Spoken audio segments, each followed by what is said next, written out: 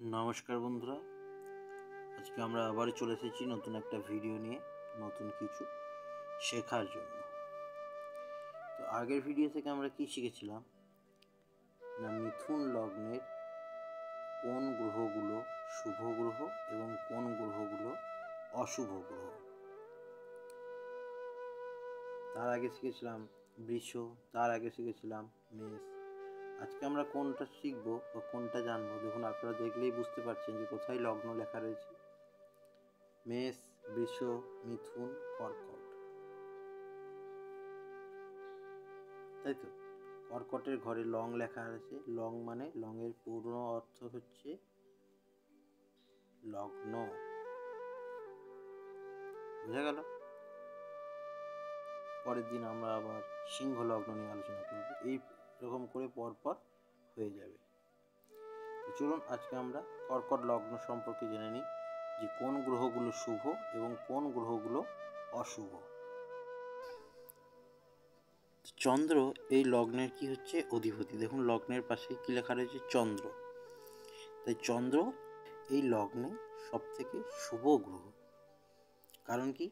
কারণ চন্দ্র এই লগ্নের অধিপতি গ্রহ, তিনি হচ্ছেন রাজা। তাই কি রাজা সবসময় কি চাইবে, তার রাজ্য যেন ঠিক থাকে, তাই তো। এই চন্দ্র এই লগ্নে শুভ গ্রহ। চন্দ্র গ্রহ মঙ্গলদেবকে কোন কোন ঘরের দায়িত্ব দিলেন দেখুন। এবং চন্দ্র থেকে 1, 2, 3, 4, 5, পঞ্চমে কিন্তু মঙ্গল, আবার ষষ্ঠ, সপ্তম, অষ্টম, নবম, দশম। তাহলে কোন কোন ঘরের দায়িত্ব পেয়েছেন মঙ্গলদেব? পঞ্চম এবং দশম দুটি ঘরই কিন্তু খুবই গুরুত্বপূর্ণ একটা লগ্ন ছকে। কারণ আমরা কি পঞ্চম ঘর থেকে কী বিচার করি? পঞ্চম ঘর থেকে জাতক বা জাতিকার পড়াশুনো, জ্ঞান বুদ্ধি কেমন হবে, তার সন্তান কেমন হবে, প্রেম ভালোবাসা, এই সবগুলো কিন্তু পঞ্চম ঘর থেকে আমরা বিচার করি। এবং দশম ঘর মানে কর্ম। মানুষ কর্ম ছাড়া কিন্তু বাঁচতে পারে না। কর্মই কিন্তু কি? কর্মই মানে হচ্ছে জীবন। মানে বুঝতেই পারছেন দশম ঘরটা কতটা ইম্পর্টেন্ট একটা লগ্ন ছকে। দুটি ঘরই কি এই লগ্ন ছকে খুবই গুরুত্বপূর্ণ। তাই মঙ্গল গ্রহ এই লগ্নে অর্থাৎ কর্কট লগ্নে খুবই শুভ গ্রহ। পরবর্তীতে আমরা চলে আসি বৃহস্পতি। বৃহস্পতিকে কি কি দায়িত্ব দিয়েছেন চন্দ্রগুরুদেব, আমরা সেটা একটু দেখে নেব। দেখুন লগ্ন থেকে ষষ্ঠ ঘরে এবং নবম ঘরে, এই দুটি ঘরে কিন্তু বৃহস্পতিদেব বসে আছে। তাহলে বৃহস্পতিদেব ত্রিকোণ ঘরে স্থান পেয়েছে, অর্থাৎ নবম ঘর। ত্রিকোণ ঘর কোন কোনগুলো? প্রথম ঘর, পঞ্চম ঘর এবং নবম ঘর, এই তিনটি ঘর হচ্ছে ত্রিকোণ ঘর। ত্রিকোণ ঘর মানেই বুঝতে পারছেন খুবই ভালো ফলাফল দেবেন। এবং নবম ঘর থেকে আমরা কি জানতে পারি? জাতক বা জাতিকার ভাগ্য কেমন হবে, ধর্মকে মানবে কিনা, পিতার সঙ্গে তার সম্পর্ক কেমন হবে, খুবই ভালো ভালো জিনিসগুলো আমরা নবম ঘর থেকে বিচার করি। এবং ষষ্ঠ ঘর থেকে কি? মামা মাসি, ছোটোখাটো রোগ, ঋণ, এইসবগুলো বিচার করি। তাই ত্রিকোণ ঘরের মালিক হওয়ার জন্য বৃহস্পতি দেবও কিন্তু কি এই লগ্ন ছকে খুবই শুভ গ্রহ। তাহলে এই লগ্ন ছকে আমরা কটা শুভ গ্রহ পেলাম? 3টে। প্রথম হচ্ছে কি চন্দ্রগ্রহ, যে হচ্ছে এই লগ্নের অধিপতি। তারপরে কে? তারপরে হলেন কি মঙ্গল, যে কিনা পঞ্চম এবং দশম ঘরে দায়িত্ব পেয়েছেন। পঞ্চম ঘর মানে কি? ত্রিকোণ ঘর, মানে খুবই ভালো একটা ঘর। আর কে? বৃহস্পতিদেব, যে কিনা ষষ্ঠ এবং নবম ঘরে দায়িত্ব পেয়েছেন। নবম ঘর মানেও ত্রিকোণ ঘর।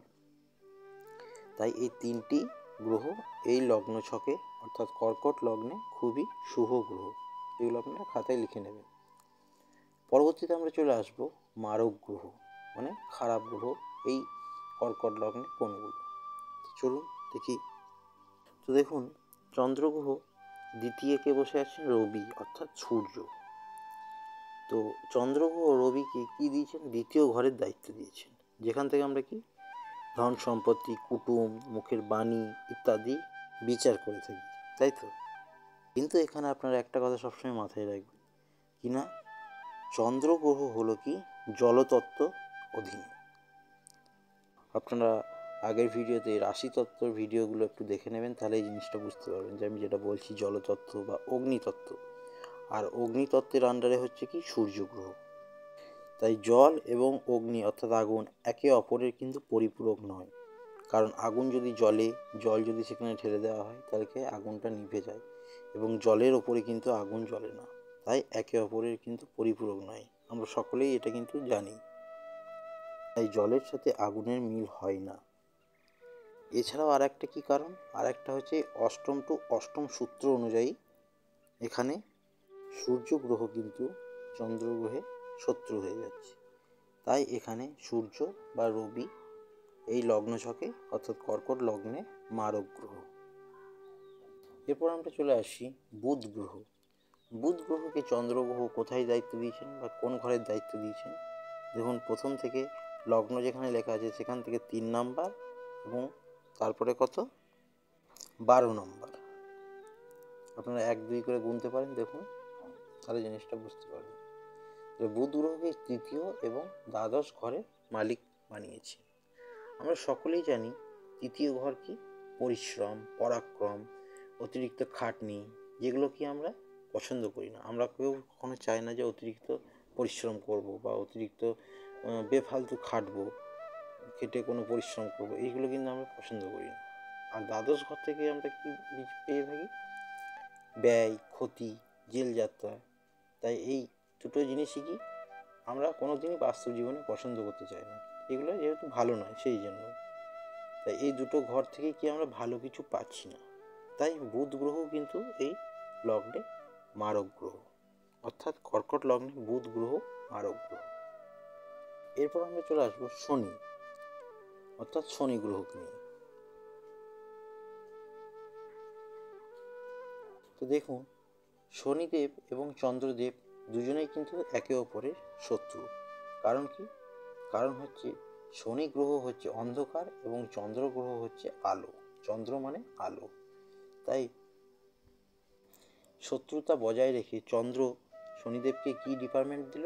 সপ্তম ঘর এবং অষ্টম ঘরের দায়িত্ব দিয়েছে। অষ্টম ঘর যেখানে কি, যেখান থেকে জাতক জাতিকার মৃত্যুর মতো কষ্ট, খারাপ জিনিস, গুপ্ত শত্রু, টেনশন, এইসবগুলো কিন্তু আমরা অষ্টম ঘর থেকে পেয়ে থাকি। এবং কি, এবং অষ্টম থেকে দ্বাদশ যেটা কিনা লগ্নাধিপতির শত্রু। তাই এই লগ্নে শনিদেবও কিন্তু হচ্ছে মারক গ্রহ। কর্কট লগ্নে শনি গ্রহ মারক গ্রহ। বোঝা গেল? তো এরপর আমরা বাকি রইল কি? শুক্র গ্রহ। শুক্র গ্রহকে নিয়ে আলোচনা করে নিই একটু।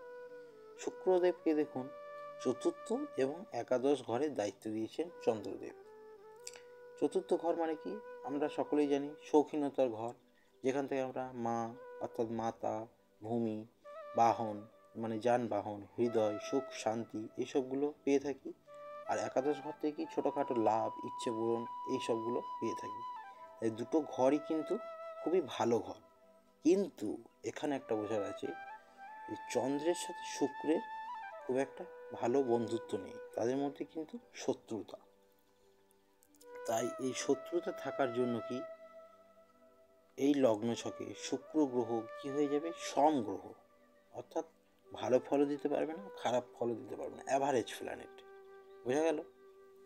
মানে শুক্রদেব যেহেতু দুটো ঘরই ভালো ঘর পেয়েছেন, কিন্তু লগ্নের অধিপতি যিনি চন্দ্র, লগ্নের অধিপতি তো চন্দ্র, তাই চন্দ্রের সাথে শুক্রদেবের যেহেতু শত্রুতা আছে, সেহেতু তিনি কিন্তু ভালো ফলাফল কখনোই দিতে পারবেন না।